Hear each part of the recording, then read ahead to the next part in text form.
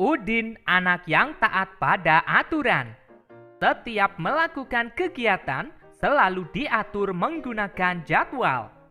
Setiap kegiatan dilakukan dengan tepat waktu. Ayo mengamati. Amatilah gambar berikut dengan teliti. Pada gambar pertama, pukul berapa Udin sarapan pagi? Lihat. Pada jam tersebut, terdapat jarum pendek dan jarum panjang. Jarum pendek dilambangkan dengan warna merah. Jarum panjang dilambangkan dengan warna hijau. Jarum pendek menunjuk angka 6. Jarum panjang menunjuk angka 12. Itu dibaca pukul 6. Jadi, Udin sarapan pagi pukul 6. Gambar kedua. Pukul berapa Udin berangkat sekolah? Pada jam tersebut, jarum pendek menunjuk angka 7. Jarum panjang menunjuk angka 12. Itu dibaca pukul 7. Jadi, Udin berangkat sekolah pukul 7. Gambar ketiga. Pukul berapa Udin pulang sekolah? Perhatikan jam tersebut. Jarum pendek menunjuk angka 11. Jarum panjang menunjuk angka 12. Itu dibaca pukul 11. Jadi, Udin pulang sekolah pukul 11. Supaya lebih paham, ayo berlatih. Bacalah pukul berapa yang ditunjukkan oleh jarum jam berikut. Jarum pendek menunjuk angka 10. Jarum panjang menunjuk angka 12. Dibaca pukul 10. Jarum pendek menunjuk angka 8. Jarum panjang menunjuk angka 12. Dibaca pukul 8. Jarum pendek menunjuk angka 2. Jarum panjang menunjuk angka 12. Dibaca pukul 2. Jarum pendek menunjuk angka 4. Jarum panjang menunjuk angka 12. Dibaca pukul 4.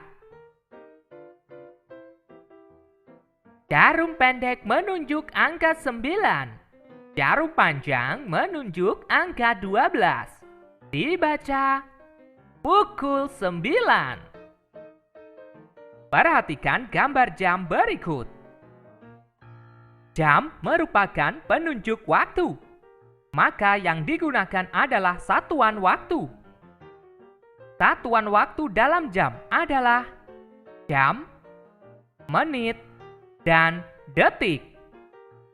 Jarum yang pendek merupakan penunjuk jam.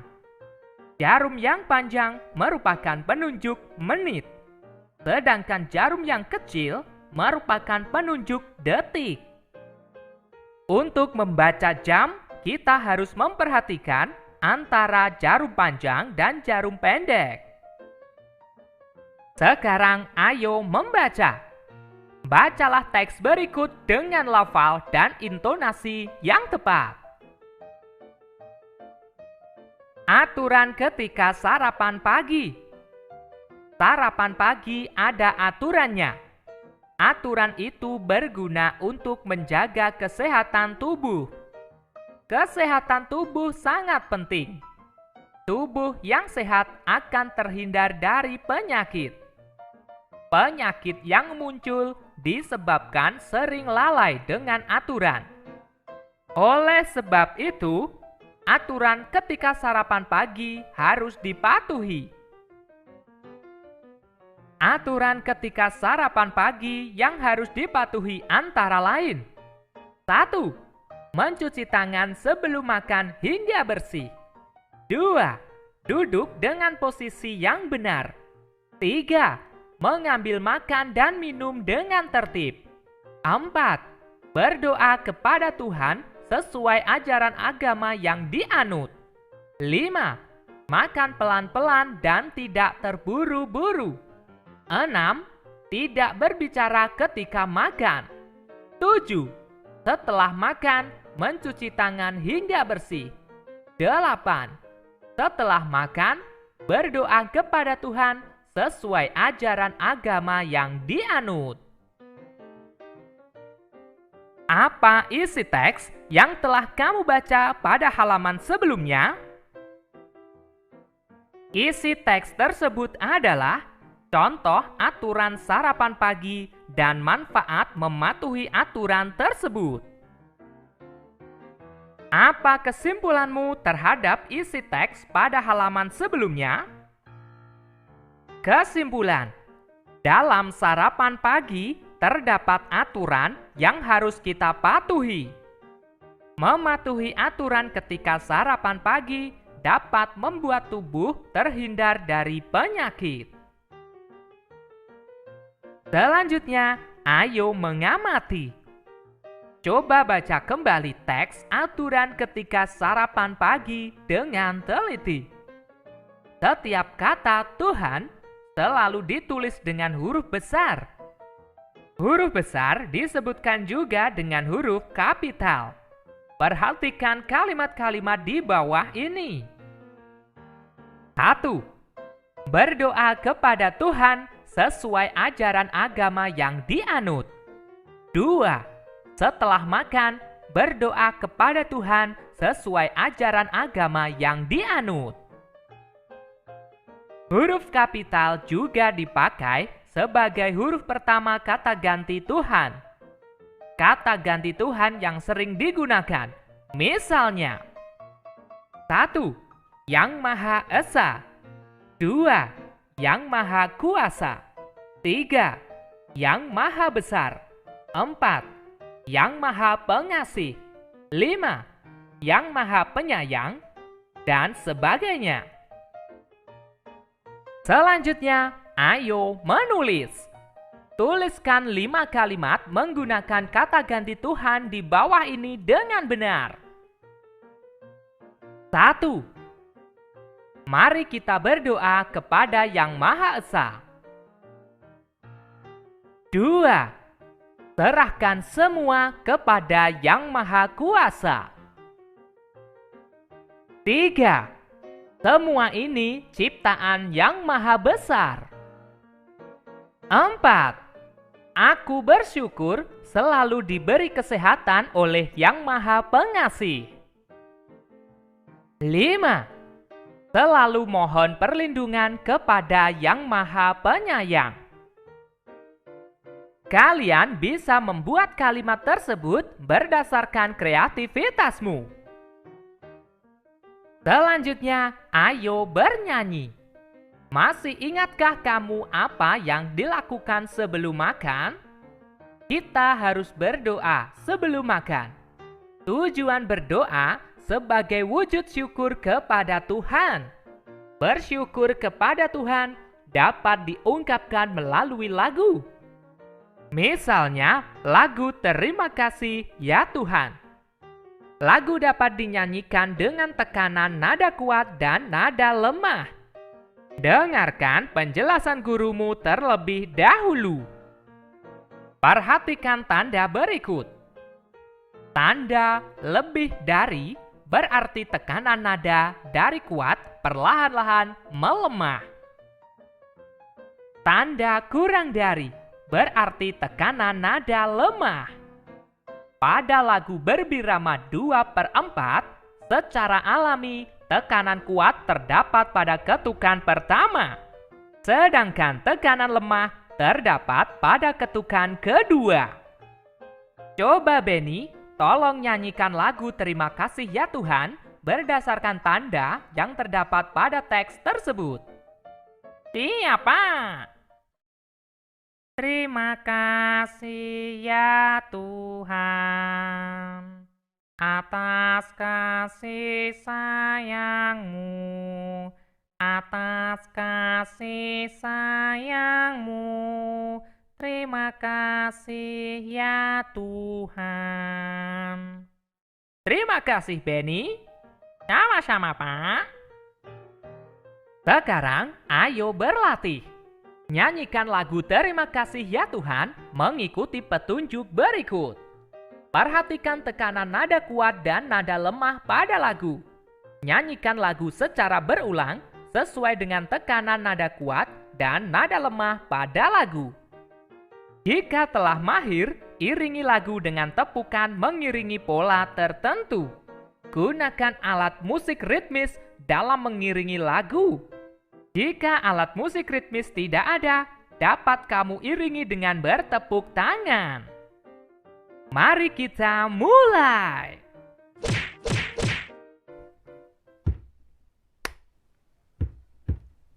Terima kasih ya Tuhan atas kasih sayang-Mu, atas kasih sayang-Mu. Terima kasih ya Tuhan. Terima kasih ya Tuhan atas kasih sayang-Mu, atas kasih sayang-Mu. Terima kasih ya Tuhan. Ada kertas putih warnanya. Jangan malas, jadilah juaranya. Udin, Edo, Benny, Siti, Dayu, Meli, dan Lani akan bermain menirukan bagaimana cara binatang berjalan. Mereka akan bermain di halaman rumah Udin. Akan tetapi, halaman rumah Udin masih kotor. Halaman rumah Udin perlu dibersihkan. Ayo mengamati. Amatilah halaman rumah Udin. Apakah kamu dapat menemukan benda-benda yang dapat membahayakan diri? Teman-teman, halaman ini masih kotor. Yuk kita bersihkan terlebih dahulu. Betul. Masih banyak sampah yang berserakan. Ada juga kerikil dan batu yang berserakan. Benda ini dapat membahayakan diri. Ya, kerikil dan batu dapat membahayakan diri kita ketika bermain. Kerikil dan batu dapat membuat kaki kita terluka. Selain itu, genangan air juga membahayakan bagi diri kita. Itu dapat membuat kita terpeleset.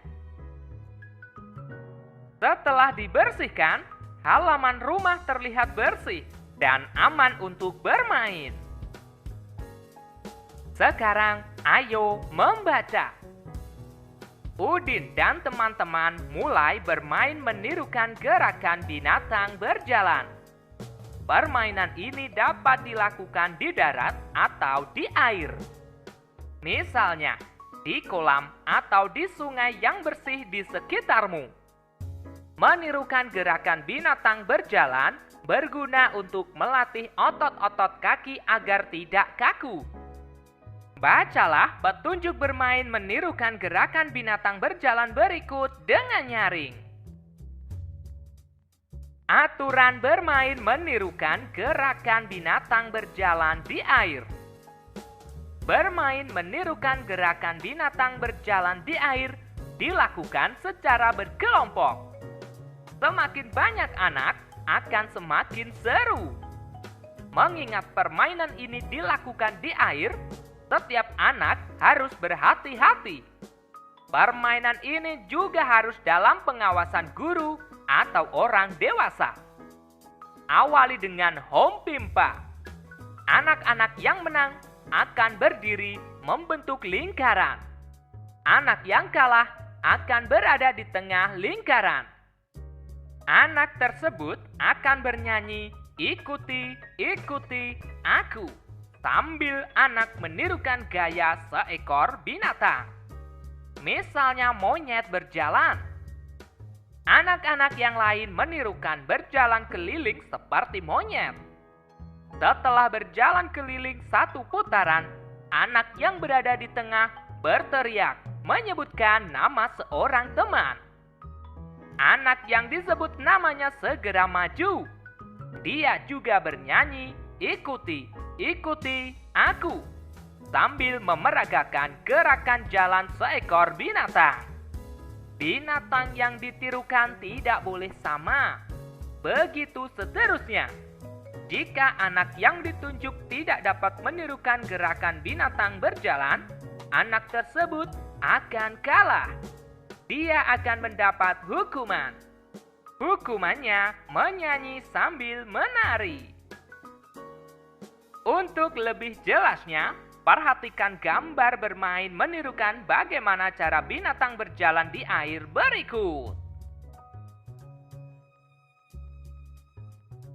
Selanjutnya, ayo mencoba.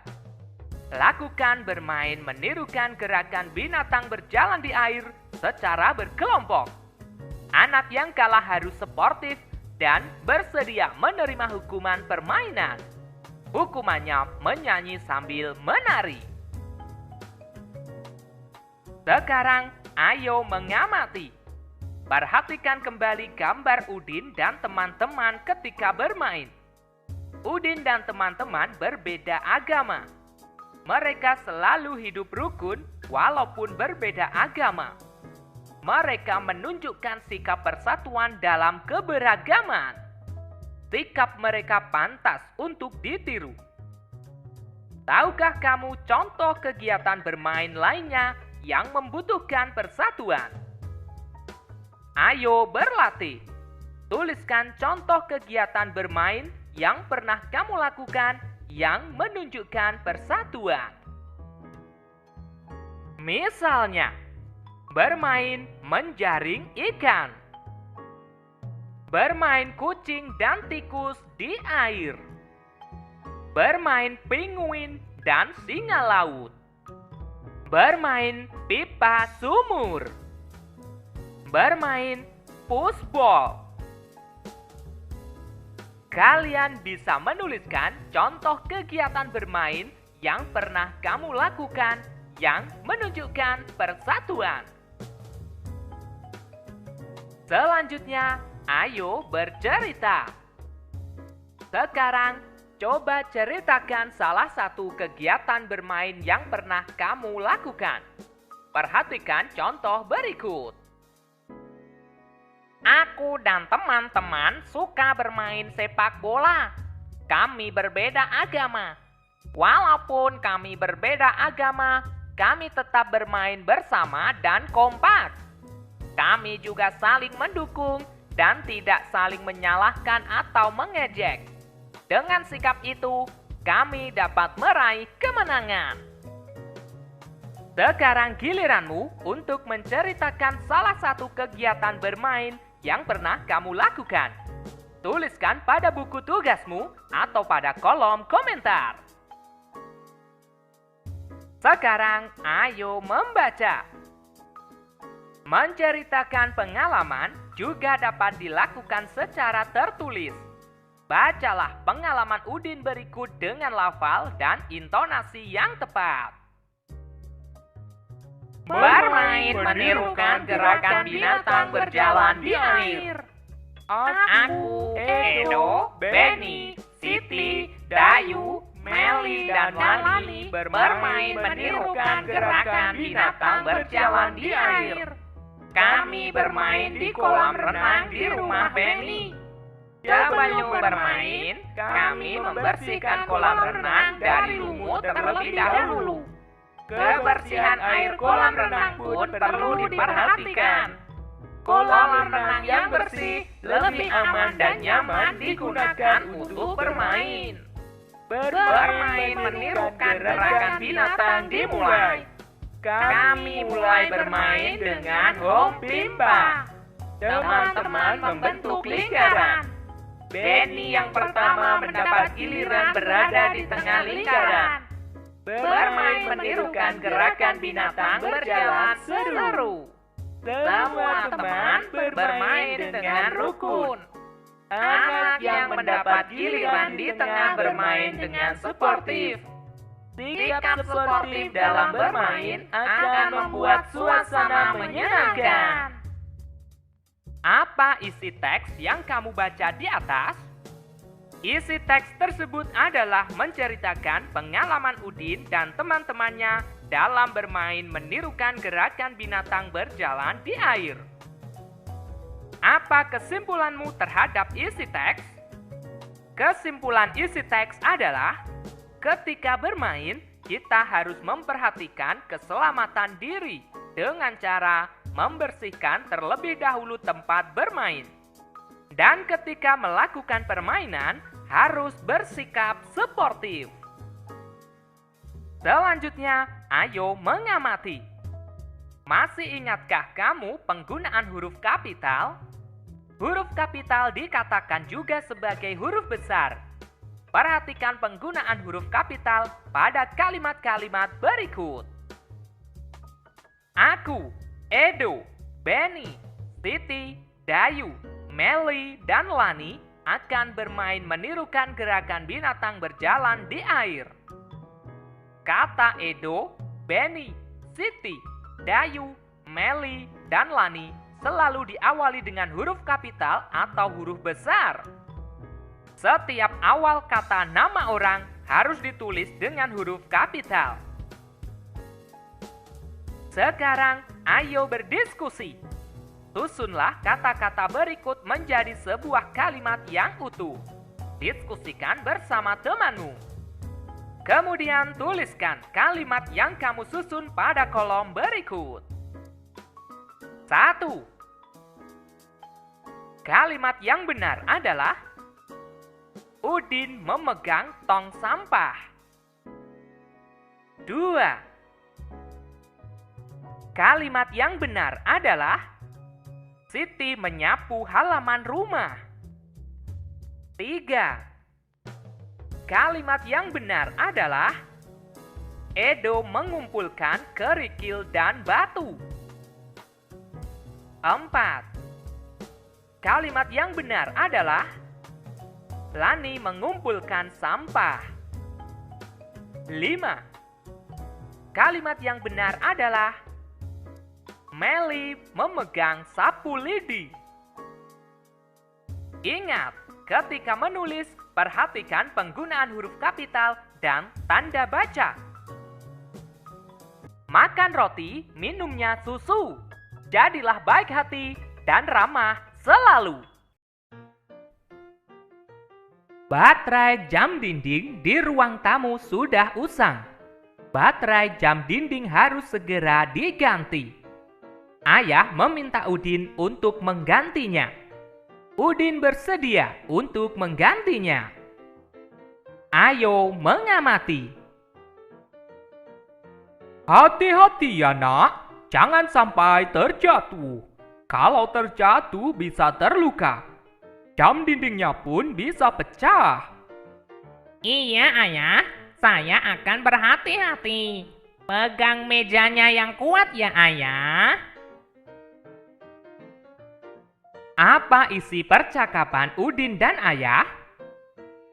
Isi percakapan tersebut adalah ayah meminta Udin untuk berhati-hati ketika mengganti baterai jam dinding. Apa pendapatmu terhadap isi percakapan mereka? Misalnya, Udin adalah anak yang baik karena bersedia membantu ayah untuk mengganti baterai jam dinding. Sekarang, ayo membaca. Bacalah kalimat-kalimat berikut dengan benar. 1. Kalau terjatuh bisa terluka. 2. Jam dindingnya pun bisa pecah. 3. Iya ayah, saya akan berhati-hati. Coba perhatikan penggunaan tanda titik pada beberapa kalimat sebelumnya. Tanda titik selalu dibubuhkan di setiap akhir kalimat. Jadi, fungsi tanda titik adalah 1. Tanda titik dipakai pada akhir kalimat pernyataan. 2. Tanda titik dipakai untuk memisahkan angka jam dan menit pada penunjuk waktu. 3. Tanda titik dipakai untuk memisahkan bilangan ribuan atau kelipatannya yang menunjukkan jumlah. Itulah beberapa fungsi dari tanda titik. Masih banyak fungsi lainnya yang akan kalian pelajari pada pembelajaran berikutnya. Selain penggunaan tanda titik, tentu kamu masih ingat dengan penggunaan huruf kapital, bukan? Ayo menulis. Coba tulis kembali kalimat berikut dengan benar. Tulislah dengan memperhatikan penggunaan huruf kapital dan tanda titik. 1. Awali huruf kapital. Akhiri tanda titik. Batu baterai jam dinding di ruang tamu sudah usang. 2. Awali huruf kapital. Nama orang awali dengan huruf kapital. Akhiri dengan tanda titik. Ayah meminta bantuan Udin untuk menggantinya. 3. Awali dengan huruf kapital.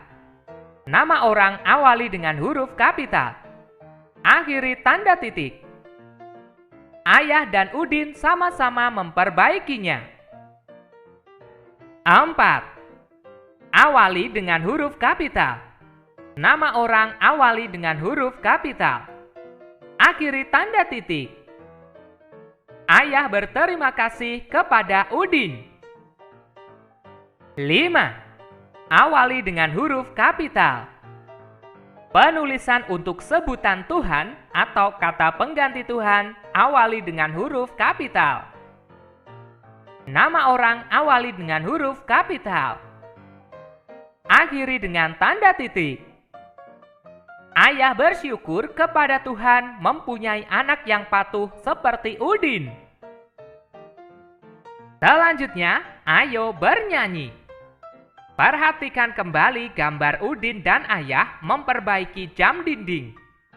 Jam dinding mempunyai lonceng. Lonceng akan berbunyi ketika jam menunjukkan waktu tertentu. Perhatikan teks lagu Lonceng Ayah berikut ini. Judul lagu Lonceng Ayah. Nada dasar Do sama dengan G. Birama 2/4. Tempo sedang. Pencipta lagu A.T. Mahmud. Lagu Lonceng Ayah harus dinyanyikan dengan nada yang tepat. Nada harus dibunyikan sesuai dengan panjang pendeknya. Panjang pendek nada dapat dihitung. Satuan hitungnya berupa ketukan. Ketukan itu teratur. Perhatikan panjang pendek nada berikut. Nada Do dibunyikan satu ketukan. Nada La Si, angka 6 dibunyikan setengah ketukan dan angka 7 dibunyikan setengah ketukan. Perhatikan teks lagu Lonceng Ayah. Notasi yang tidak diikuti oleh titik di belakangnya ataupun garis di atasnya maka mempunyai nilai 1 ketukan. Notasi yang memiliki garis di atasnya maka nilainya setengah ketukan. Adakah nilai yang lain? Ya, notasi yang diikuti titik di belakangnya mempunyai nilai bukan 1 ketukan dan bukan setengah ketukan. Notasi Do, Sol, Fa, dan Do mempunyai nilai 1,5 ketukan. Sekarang ayo berlatih. Nyanyikan lagu Lonceng Ayah mengikuti petunjuk berikut. Perhatikan panjang pendek nada pada lagu. Nyanyikan lagu secara berulang sesuai dengan panjang pendek nada tersebut. Jika telah mahir, iringi lagu dengan pukulan mengikuti pola tertentu. Gunakan alat musik ritmis dalam mengiringi lagu. Jika alat musik ritmis tidak ada, dapat kamu iringi dengan bertepuk tangan dan hentakan kaki. Mari kita mulai! Neng, neng, neng, berbunyi lonceng, lonceng berbunyi berkali-kali. Neng, neng, neng, berbunyi lonceng, lonceng ayah baru dibeli. Neng, neng, neng, ku dengar lonceng, lonceng ku dengar setiap waktu.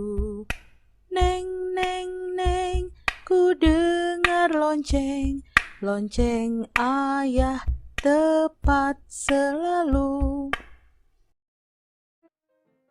Ayo mengamati. Jam dinding berguna untuk menentukan waktu. Jam dinding mempunyai jarum panjang dan jarum pendek. Tentu kamu masih ingat cara membaca jam, bukan? Coba perhatikan gambar berikut dengan teliti.